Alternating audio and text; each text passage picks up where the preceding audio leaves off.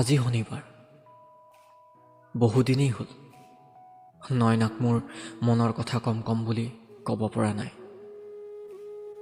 আচলতে তাইক মই মনে প্ৰাণে ভাল পাওঁ।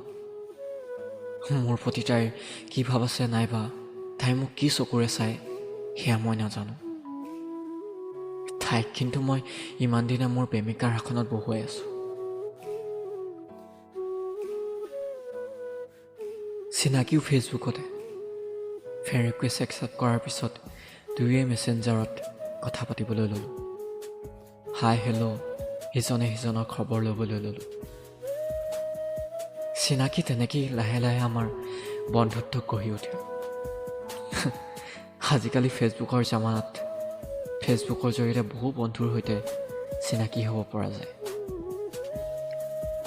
তাইৰ কণ্টেক্ট নাম্বাৰটো মোৰ হোৱাটছআপৰ পিন কোড আছিল। যেতিয়াই তাইক অনলাইন দেখোঁ তেতিয়াই মোৰ হৃদয়ত ঝংকাৰ সৃষ্টি হৈছিল।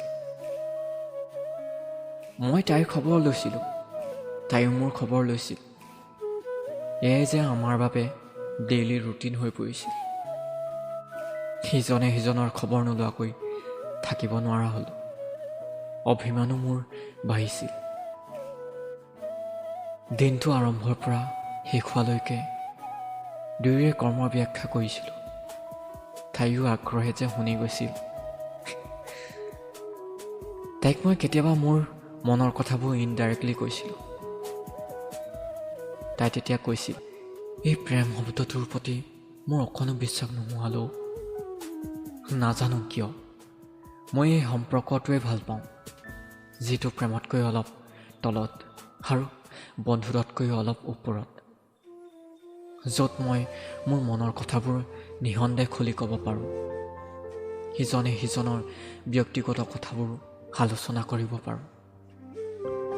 তাই এনেবোৰ কথা ক'লে মোৰ ক'বলৈ একো শব্দই নাথাকে। মন অভাৱে শুনিয়ে থকা হয়। কেতিয়াবা তাই কয়, চিনাকি হোৱালৈকে ঠিকেই থাকে, প্ৰেমৰ প্ৰস্তাৱ গ্ৰহণ কৰাৰ পিছত কিবা যেন অনীহা হৈ পৰে, কথাবোৰ নীৰৱ হৈ পৰে। তেতিয়াই এটা প্ৰেমৰ সম্পৰ্ক অলপ থুনুকা হৈ পৰে।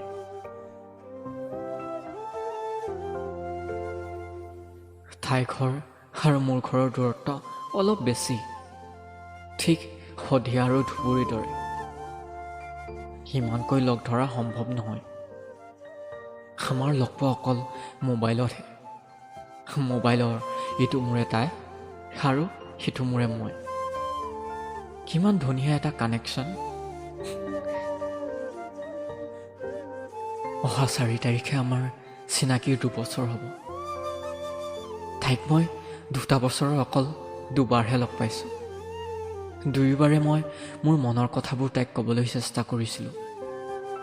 কিন্তু নাজানো এনে কিয় হয় মোৰ লগত। মই মনৰ কথাবোৰ ক'বই নোৱাৰিলোঁ চাগে, তাইক হেৰুৱা ভয়।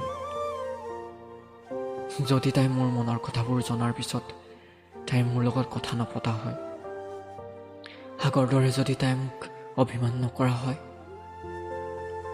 এনে কিছুমান ধাৰণাত মোৰ মনৰ ভিতৰত বাঁহ লয়। আচলতে সেয়া তাইৰ প্ৰতি মোৰ দুৰ্বলতা। তাইক মই কেতিয়াও হেৰুৱাব নোখোজোঁ। যোৱা এই 2 বছৰে এনে কিছুমান কথাৰ বাবে তাইক মই মোৰ মনৰ কথাবোৰ ক'ব পৰা নাই। ভয়, কিজানিবা তাইক হেৰুৱাই পেলাম।